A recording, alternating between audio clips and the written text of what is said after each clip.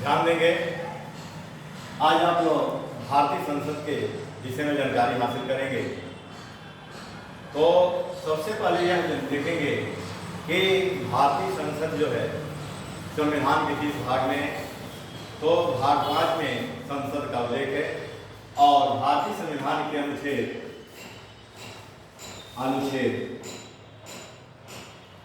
79 में संसद का उल्लेख मिलता है। और संसद के यानी अंग जो हैं 3 हैं, यानी संसद के अंग कितने हैं? 3 हैं और सदन 2 है। सदन कितने हैं?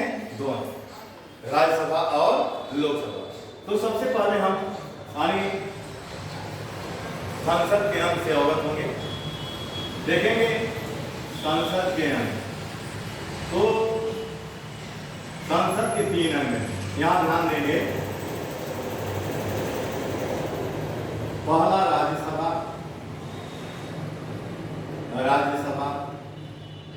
दूसरा लोकसभा और तीसरा राष्ट्रपति। ठीक ना? यानी संसद के 3 अंग राज्यसभा, लोकसभा और राष्ट्रपति। अब देखेंगे कि संसद जो है अनुच्छेद 79 में, जो पहले बता दिया हूं, अनुच्छेद 79 में, राज्यसभा का उल्लेख अनुच्छेद 80 में और लोकसभा का उल्लेख अनुच्छेद 81 में। किसमें है वो?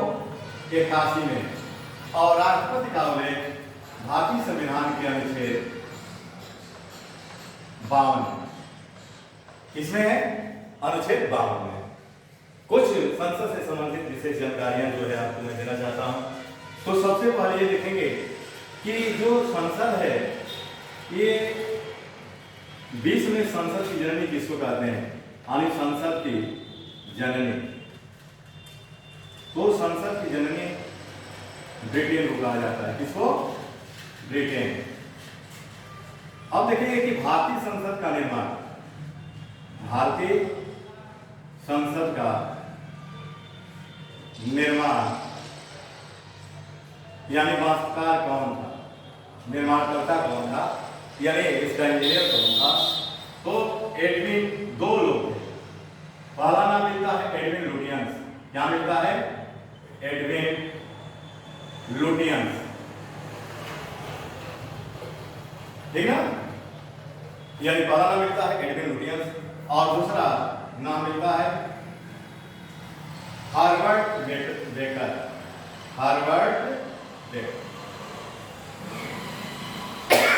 ये 2 वास्तुकारों का नाम मिलता है। ठीक है? अब यहां ध्यान देंगे कि भारतीय संसद में, यानी भारतीय संसद में भाषण देने वाले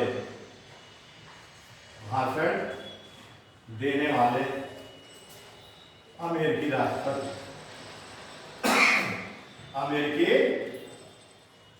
अमेरिकी राष्ट्रपति।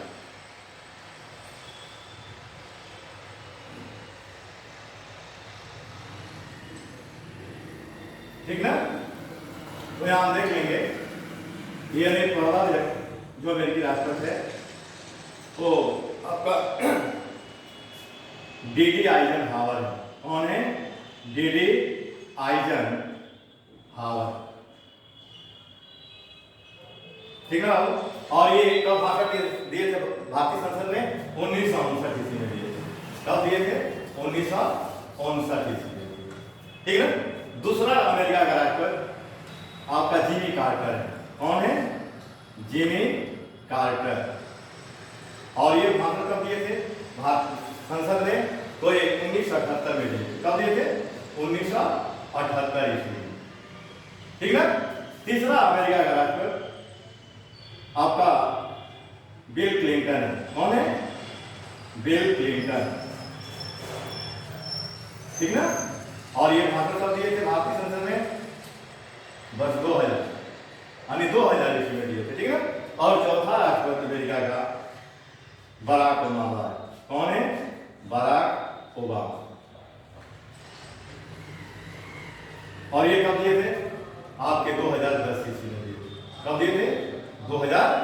10 ईस्वी में आपके भारतीय संसद में भाग किए, ठीक है।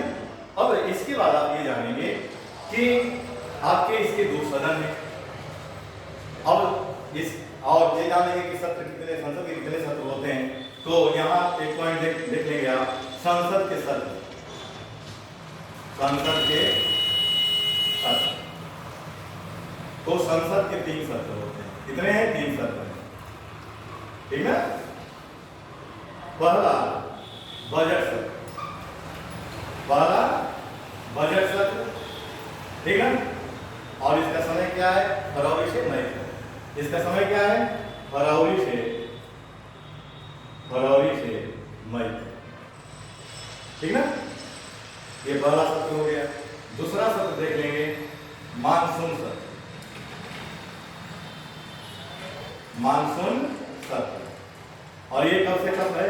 तो ये जुलाई से सितंबर तक। मानसून सत्र कब से कब तक चलता है? जुलाई से सितंबर तक चलता है, ठीक ना, सितंबर तक, ठीक है। तीसरा सत्र जो है संसद का शीतकालीन सत्र है, शीतकालीन सत्र। और शीतकालीन सत्र का समय है नवंबर से दिसंबर, नवंबर महीने से दिसंबर महीने तक। तो ये संसद के 3 सत्र हैं, ठीक है। एक बार पुनरावृत्ति करेंगे। संसद अनुच्छेद 79 में है, इसके 3 अंग हैं।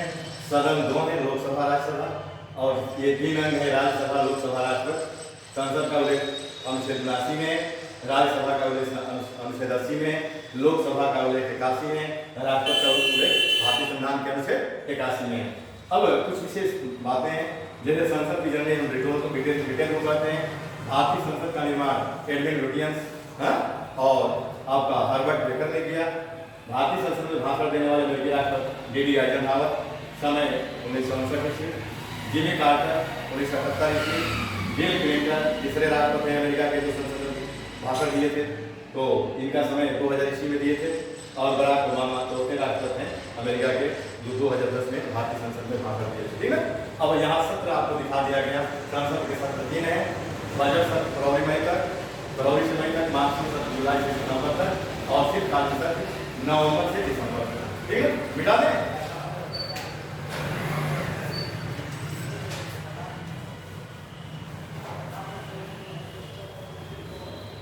अब देखेंगे सदन, यानी यहां लिखा हो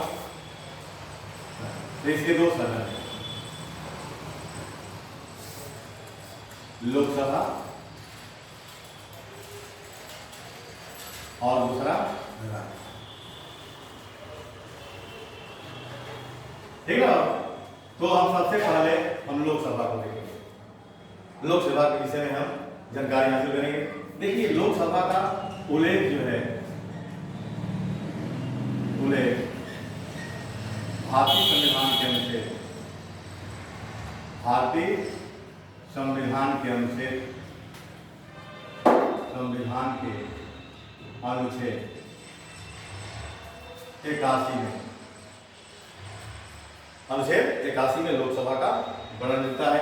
अब इसे देखिए, यानी लोकसभा को निम्न सदन भी कहते हैं। क्या कहते हैं? निम्न सदन के नाम से भी इसको जानते हैं। इसको अस्थायी सदन भी कहा जाता है। क्या कहा जाता है? अस्थायी सदन, अस्थायी सदन के नाम से भी जाना जाता है इसको जनता का सदन भी कहते हैं, जनता का सदन भी कहते हैं इसको।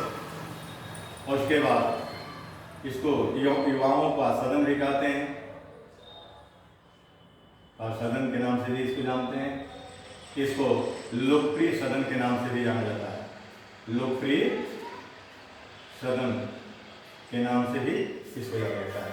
तो लोकसभा को इतने नामों से जाना जाता है, ठीक है। अब देखेंगे चुनाव, यानी सदस्यों का चुनाव। सदस्यों का चुनाव कैसे होता है? तो प्रत्यक्ष चुनाव प्रणाली के माध्यम से होता है। यानी सदस्यों का चुनाव किस प्रणाली के द्वारा होता है? प्रत्यक्ष चुनाव प्रणाली। प्रत्यक्ष चुनाव प्रणाली। प्रत्यक्ष चुनाव प्रणाली का मतलब यह होता है कि वह चुनाव जिसमें जनता सीधे भाग लेती है, यानी अपने प्रतिनिधि को वोट देती है, समझ में आया, उसी को प्रत्यक्ष चुनाव प्रणाली कहते हैं। हमारे भारत में प्रत्यक्ष चुनाव प्रणाली के माध्यम से भी चुनाव होते हैं और प्रत्यक्ष चुनाव प्रणाली के माध्यम से चुनाव होते हैं। जैसे राज्यसभा के सदस्य जब राज्यसभा पढ़ेंगे उसमें हम बताएंगे, ठीक है। तो सदस्यों का चुनाव प्रत्यक्ष चुनाव प्रणाली के माध्यम से होता है और चुनाव प्रति 5वें वर्ष पर होता है, प्रति 5वें वर्ष, यानी 5 वर्षों पर आपका लोकसभा का चुनाव हो जाता है, ठीक है। अब देखेंगे कि सदस्यों का न्यूनतम उम्र कितना होता है। तो सदस्यों का न्यूनतम उम्र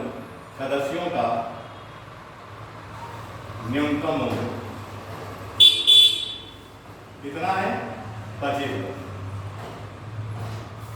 यानी लोकसभा के सदस्य बनने के लिए न्यूनतम उम्र जो है 25 वर्ष आपका है, समझ रहे हैं। अब देखेंगे इसमें कि लोकसभा के बहुमत दल के नेता को भी प्रधानमंत्री बनाया जाता है। एक पॉइंट बना लेंगे, लोकसभा में बहुमत दल के नेता को, बहुमत दल के नेता को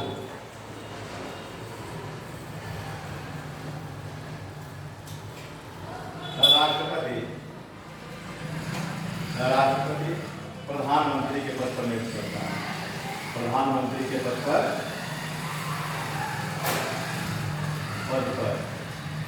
नियुक्ति करता है, ठीक ना। अब देखेंगे कि लोकसभा के सदस्यों की योग्यता क्या है, यानी लोकसभा के सदस्यों की योग्यता। तो देखिए योग्यता में देखेंगे, पहला पॉइंट है वह भारत का नागरिक हो, वह भारत का नागरिक हो, ठीक ना। दूसरा पॉइंट, उसकी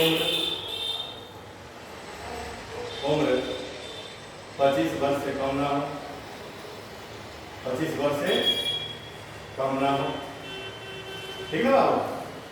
तीसरा, वह सरकार के किसी लाभ के पद पर ना हो,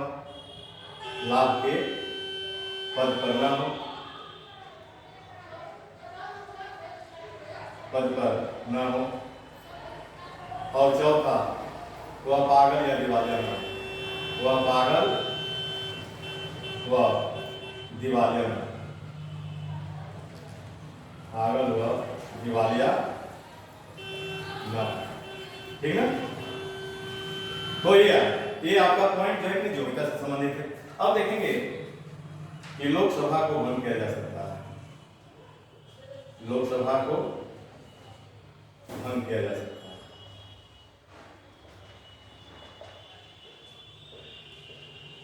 ठीक है। अब देखेंगे कि लोकसभा के पदाधिकारी कौन कौन होता है, ठीक है। लोकसभा के पदाधिकारी, तो एक बात देख लीजिए, पूरे भारतीय संविधान का विषय 81 में लोकसभा का निम्न सदन, स्थायी सदन, जनता का सदन, युवाओं का सदन, लोकप्रिय सदन के नाम से इसको जानते हैं। सदस्यों का चुनाव प्रत्यक्ष चुनाव प्रणाली के माध्यम से होता है, जिसमें जनता सीधे वोट करती है, ठीक ना। सदस्यों का न्यूनतम उम्र 25 वर्ष है और लोकसभा के बहुमत दल के नेता को राष्ट्रपति प्रधानमंत्री पद पर नियुक्त करता है। योग्यता, वह भारत के नागरिक हो, उसकी उम्र 25 वर्ष से कम ना हो, वह सरकार के किसी लाभ के पद पर ना हो, वह पागल या दिवालिया ना हो, लोकसभा को भंग किया जा सकता है। इसलिए इसको क्या कहते हैं? अस्थायी सदन कहते हैं, ठीक ना। मिटा दें इसको। अब लोकसभा के पदाधिकारी के विषय में आप अवगत होंगे। लोकसभा के पदाधिकारी, देखिए यहां ध्यान दें, लोकसभा के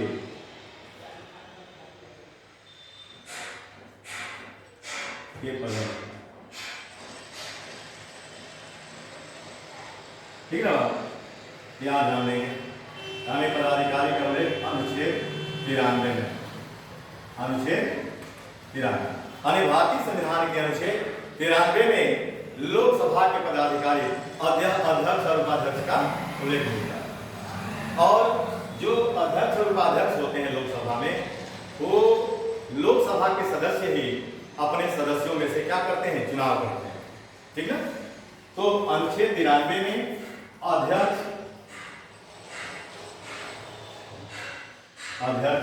और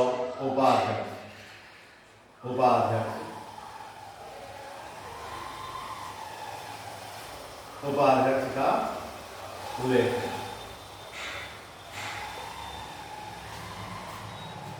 ठीक है बाबू। यानी लोकसभा के पदाधिकारी में अध्यक्ष और उपाध्यक्ष आते हैं और इनका वर्ण किस अनुच्छेद में है, अनुच्छेद 93 में। इसमें कहा गया है कि लोकसभा के सदस्य ही अपने सदस्यों में से एक अध्यक्ष को चुनेंगे और एक उपाध्यक्ष को चुनेंगे। ठीक है। अब इसमें देखिए प्रोटेम स्पीकर का उल्लेख है। Pro tem speaker.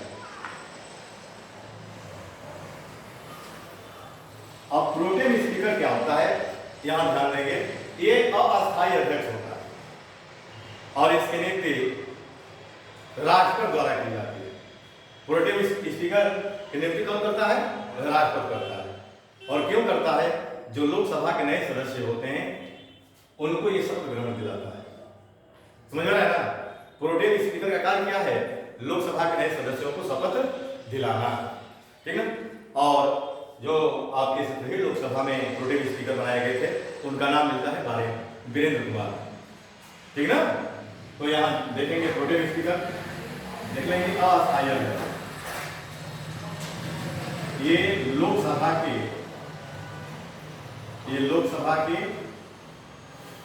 अस्थायी अध्यक्ष होते हैं। अस्थायी अध्यक्ष होते हैं।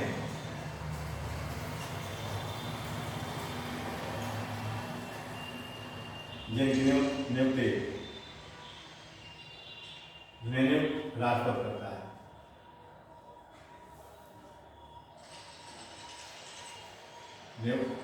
राष्ट्रपति करता है। ठीक है। अब देखेंगे कि कार्य क्या है प्रोटेम स्पीकर का कार्य। ठीक ना। तो लोकसभा के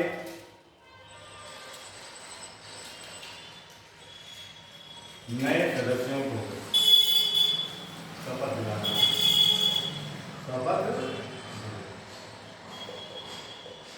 यानी इनका कार्य वर्तमान प्रोटेम स्पीकर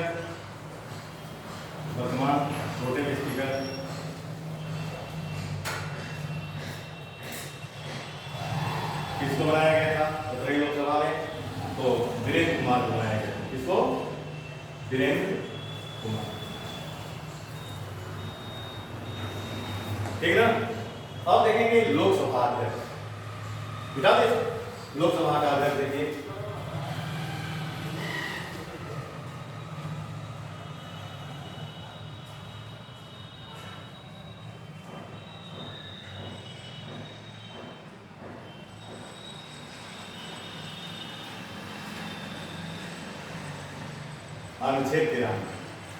अनुच्छेद 93 में लोकसभा का जो अध्यक्ष का वर्णन है। ठीक है। अब देखेंगे कि लोकसभा का अध्यक्ष का कार्य क्या है। ठीक है। तो देखिए लोकसभा का जो अध्यक्ष होता है इनका कार्य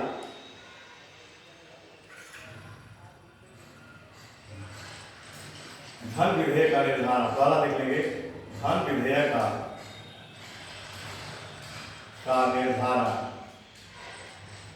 निर्धारण लोकसभा का अध्यक्ष करता है। लोकसभा का अध्यक्ष करता है।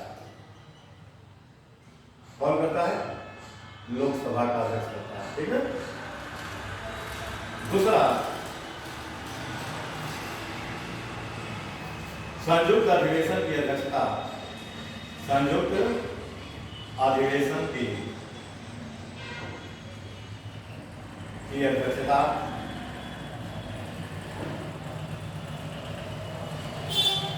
लोकसभा का अध्यक्ष करता है। लोकसभा का अध्यक्ष करता है। ठीक है।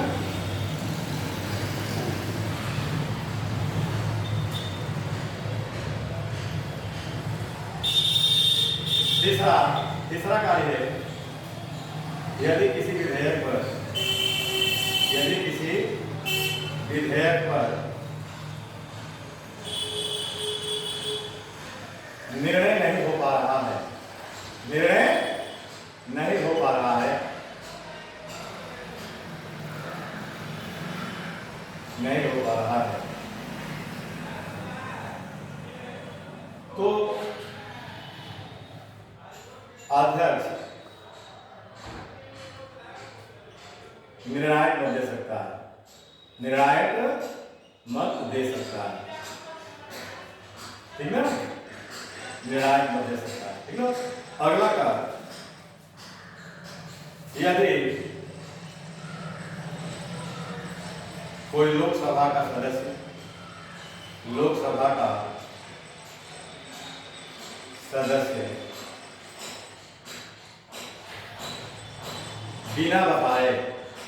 बिना बताए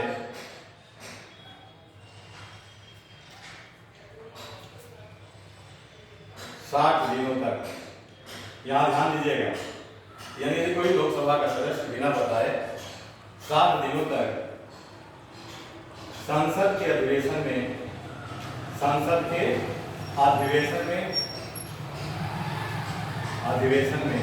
अनुपस्थित रहता है,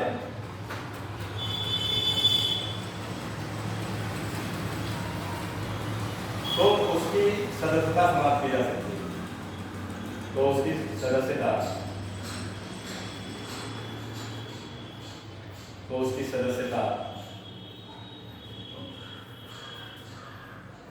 समाप्त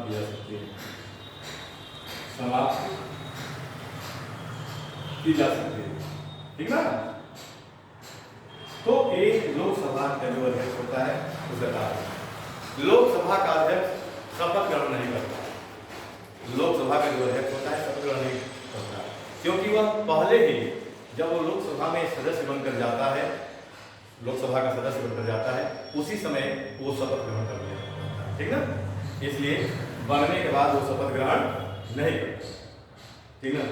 लोकसभा का अध्यक्ष अपना त्याग पत्र उपाध्यक्ष को देता है, समझ रहे हैं, और उपाध्यक्ष अपना त्याग पत्र लोकसभा के अध्यक्ष को देता है, ठीक ना। तो ये आपका लोकसभा से संबंधित आप जानकारी हासिल की है। अब देखेंगे राज्यसभा, ठीक है, मिटा दे इसको।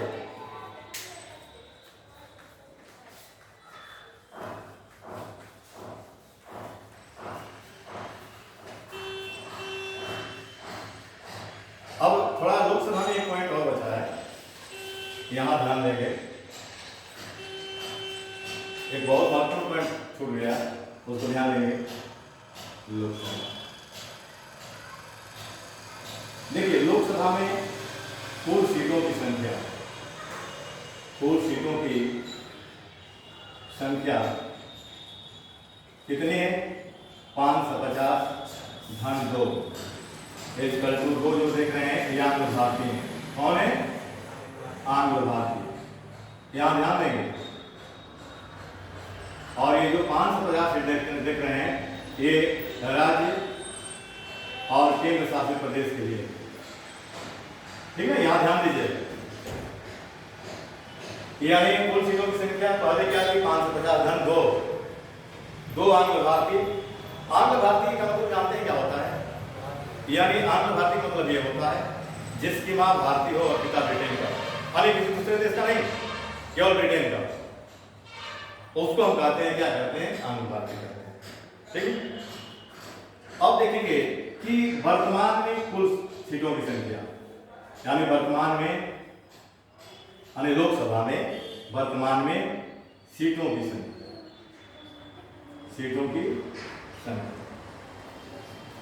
तो वर्तमान में सीटों की संख्या कितनी थी? यानी 545 थी। कितनी बात थी? 545, यानी 545 की सीटें, तो 545 सीटों में यहां देखेंगे आप 547 सीट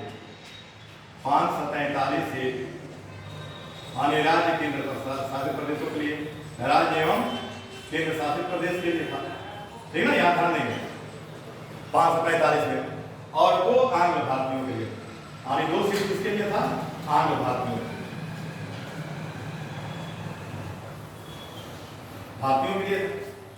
लेकिन संविधान के संशोधन 104 के द्वारा, यानी संविधान के संशोधन, ये सीट लिखिएगा, यानी संविधान के संशोधन, संविधान के संशोधन 104 के द्वारा आंग्ल भारतीय सीटों को समाप्त कर दिया गया, आंग्ल भारतीय सीटों को समाप्त कर दिया गया, ठीक ना, कर दिया गया। अब कितना बचा आपका, 543 बचा, कितना सीट बचा, तो इसलिए भी आप निकालेंगे ना, राज्य के लिए कितना है, केंद्र शासित प्रदेश के लिए कितना है। तो देखिए यहां ध्यान दीजिए, यानी वर्तमान में, यहां ध्यान देंगे, वर्तमान में लोकसभा सीटों की संख्या, सीटों की संख्या तो कितनी है संख्या, 543, ठीक ना। अब देखेंगे यहां जब 543 सीट है, तो 543 जो सीट है इसमें 2 भागों में बांटेंगे आप, राज्यों के लिए और केंद्र शासित प्रदेशों के लिए। तो राज्यों के लिए आपका बांटेंगे तो ये 537 सीट जो है राज्य के लिए, ठीक ना, यहां ध्यान दीजिएगा। और 13 जो सीट है केंद्र शासित प्रदेश के लिए, केंद्र शासित प्रदेश के लिए। लेकिन जम्मू कश्मीर से जो अनुच्छेद 370 है उसको समाप्त कर दिया गया है, और जम्मू कश्मीर में 2 केंद्र शासित प्रदेश बना दिए गए हैं। तो यहां ध्यान देंगे कि क्या हुआ, 370 भारतीय संविधान का जब यहां लिखेंगे जम्मू कश्मीर में अनुच्छेद 370 को समाप्त कर दिया गया, 370 को समाप्त कर दिया गया है।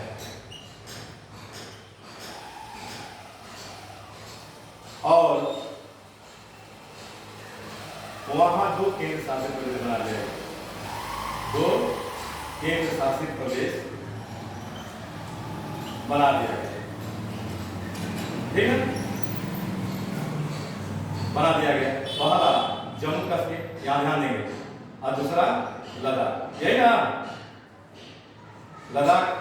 तो जम्मू कश्मीर में जो लोकसभा सीटें थी 6 थी, जम्मू कश्मीर में लोकसभा सीटों की सिलेक्ट करेंगे 6 थी, तो उसमें जो 5 सीट है ये जम्मू कश्मीर में देते हैं, यहाँ 5 सीट, यानी 6 सीटों में जम्मू कश्मीर में 5 लोकसभा सीट है, और ये जो लद्दाख देख रहे हैं केंद्र शासित प्रदेश, यहाँ 1 सीट दे दिया गया, कितना, 1 सीट। तो 530 में आप 6 माइनस कर देंगे, तो यहाँ 530 में -6 कर देंगे तो कितना होगा, 524, यानी राज्यों के लिए वर्तमान में कितने सीट हैं लोकसभा में, 524 सीट, ठीक है। और इसको जो है ये 6 सीटों को उठा करके यहाँ प्लस कर देंगे। भाई केंद्र शासित प्रदेश के 2 सीट है, एक में 5 सीट है, एक में 1 सीट है, तो 6 सीट को यहाँ ला करके आप क्या करेंगे, जोड़ देंगे, तो 13 6 कितना हो जाएगा, 19। तो पहले केंद्र शासित प्रदेशों में लोकसभा सीटों की संख्या आपके 13 थे, लेकिन वर्तमान में आपके केंद्र शासित प्रदेशों में लोकसभा सीटों की संख्या कितनी है, 19 हो गई, ठीक ना। तो ये समझ में आया, चलिए बिठा दें इसको। अब देखेंगे राज्यसभा,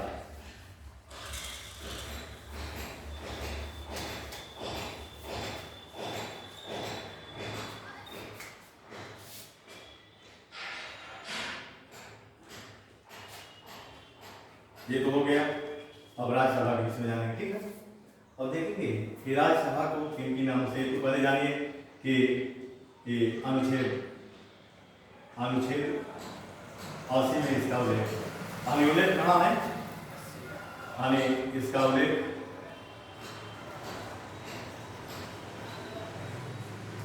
अनुच्छेद 80, भारतीय संविधान के अनुच्छेद 80 में राज्यसभा का उल्लेख।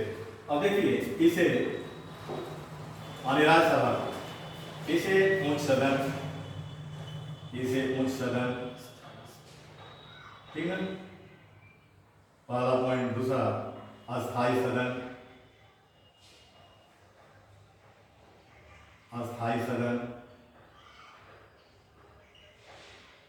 चर्चित सदन, चर्चित सदन, बड़ों का सदन, सदन के नाम से जाना जाता है, के नाम से जाना जाता है, ठीक है। अब देखेंगे कि राज्यसभा में कुल सीटों की संख्या कितनी है। कुल सीटों की संख्या, तो देखिए राज्यसभा में कुल सीटों की संख्या 250, कितनी है? 250 कुल सीटों की संख्या है। लेकिन वर्तमान में राज्यसभा में सीटों की संख्या कितनी है? तो 245 सीट। कितने हैं बाबू? 245 वर्तमान में। तो जो 245 सीट देख रहे हैं, यहां बना देंगे 245 सीट जो देख रहे हैं, इसमें अब बांट देंगे राज्यों के लिए। कितने राज्यों में? हम केंद्र शासित प्रदेशों के लिए, केंद्र शासित प्रदेशों के लिए तो 245 सीटों में राज्यों के लिए आपके कितने सीट हैं? तो आपके 233 सीट। कितने हैं? 233 सीट, यानी राज्यों एवं केंद्र शासित प्रदेशों के लिए राज्यसभा में। और इतने सीटों में उत्तर प्रदेश का प्रतिनिधित्व कितना है? 31 सीट, ठीक ना। अब यहाँ जो मनोनीत सदस्य होते हैं, मनोनीत, यानी राज्यसभा में 245 सीटों में जो मनोनीत सदस्य हैं 12, कितने हैं? 12 सीटें जो है कि नहीं मनोनीत, ठीक ना। तो ये आपका जो है 245 में इसका विभाजन मैंने करके दिखाया कि 227 सीट राज्यों एवं केंद्र शासित प्रदेशों के लिए है राज्यसभा में, और 12 सीटें जो है मनोनीत हैं राष्ट्रपति द्वारा, इसमें मनोनीत किए जाते हैं। भारतीय संविधान के अनुच्छेद 80 में राष्ट्रपति को यह अधिकार दिया गया है कि राष्ट्रपति राज्यसभा में 12 सदस्यों को मनोनीत कर सकता है जो कला, साहित्य, विज्ञान, समाज सेवा के क्षेत्र में विशेष उपलब्धि हासिल किए रहते हैं। ऐसे 12 सदस्यों को राष्ट्रपति क्या करता है? राज्यसभा में मनोनीत करता है। किस अनुच्छेद में यह अधिकार है राष्ट्रपति के पास? अनुच्छेद, भारतीय संविधान के अनुच्छेद 80, ठीक है। और जो एंग्लो इंडियन देख रहे हैं, 2 एंग्लो इंडियन लोकसभा में, उसको मनोनीत जो राष्ट्रपति करता था वो भारतीय संविधान के अनुच्छेद 337 से करता था, ठीक ना। ये ध्यान दिया रहेगा। तो उसको तो अब समाप्त कर दिया गया है, तो ये ध्यान दिया रहेगा। ये राष्ट्रपति को अधिकार है 12 सीटों पर, और यहाँ 12 सीटें लेकर के लीजिएगा। जो कला, साहित्य, विज्ञान, समाज सेवा के क्षेत्र में, अन्य क्षेत्र में जो विशेष उपलब्धि हासिल किए रहते हैं, ऐसे व्यक्तियों को राष्ट्रपति क्या करता है? राज्यसभा में मनोनीत करता है। अनुच्छेद अगर पूछेगा तो अनुच्छेद 80, अनुच्छेद 80 में राष्ट्रपति को यह अधिकार देगा, ठीक है। अब देखेंगे कि चुनाव कैसे होता है, राज्यसभा का चुनाव। यहां लिख लेंगे, यहां मिटा दे रहा हूं।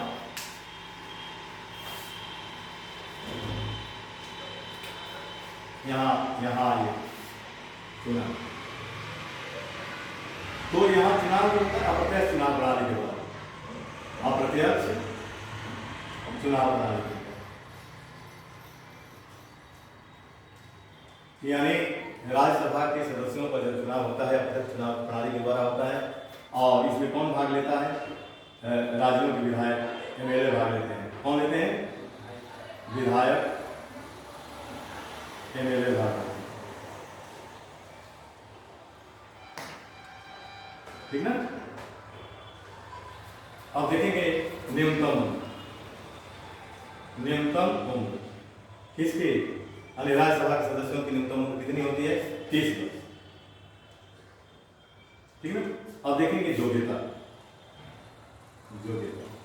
तो जो भी था आप पहला लिखेंगे, वह भारत का नागरिक हो, वह भारत का नागरिक हो,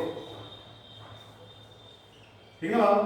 दूसरा, वह पागल है, उसकी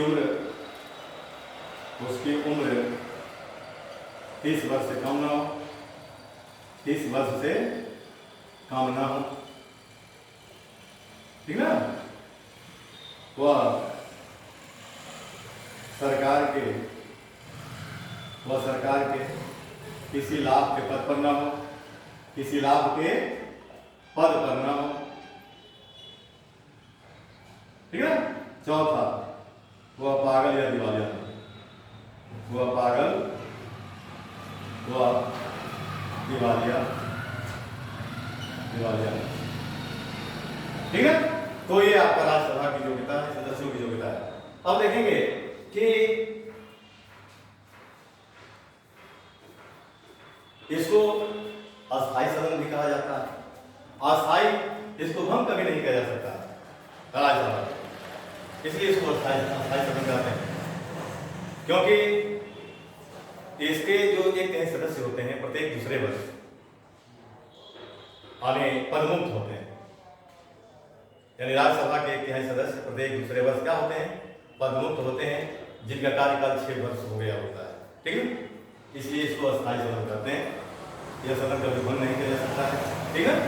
अब देखेंगे कि आपका और एक पॉइंट और है कि राज्यसभा में धन विधेयक पारित नहीं किया जाता, ठीक है। धन विधेयक कहाँ पारित होता है, लोकसभा, ठीक है। अब देखेंगे राज्यसभा के पदाधिकारी, बिना नहीं सुना,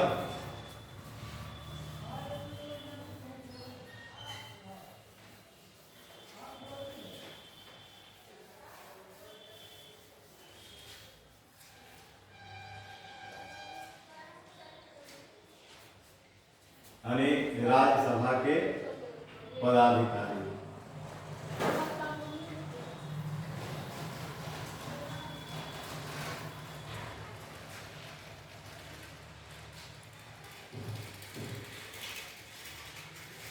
तो पदाधिकारी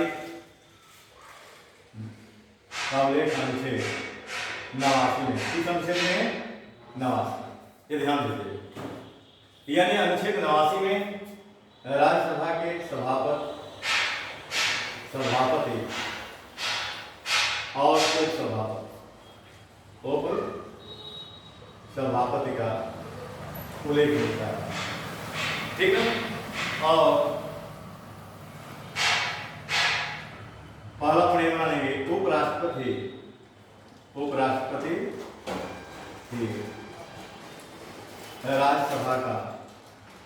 राज्यसभा का सभापति होता है, ठीक है, सभापति होता है, ठीक है।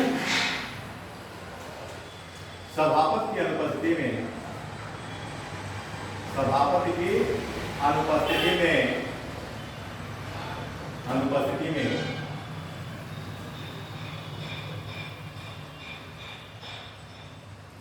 उपसभापति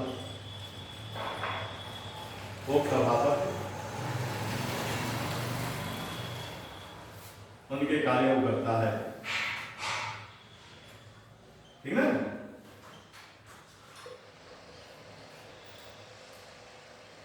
सभापति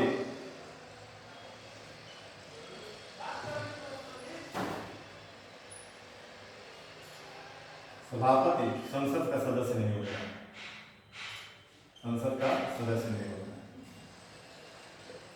ठीक ना, नहीं होता। जैसे लोकसभा का जो अध्यक्ष होता है वह लोकसभा का सदस्य होता है, लेकिन इसका जो सभापति यानी राज्यसभा का जो सभापति होता है वो किसी सदन का सदस्य नहीं होता है, ठीक है। तो ये आपके ये हैं, तो आज नहीं कटवाने दिया जाए। आगे एक और पॉइंट है राज्यसभा, चलिए अगले क्लास में बता देंगे।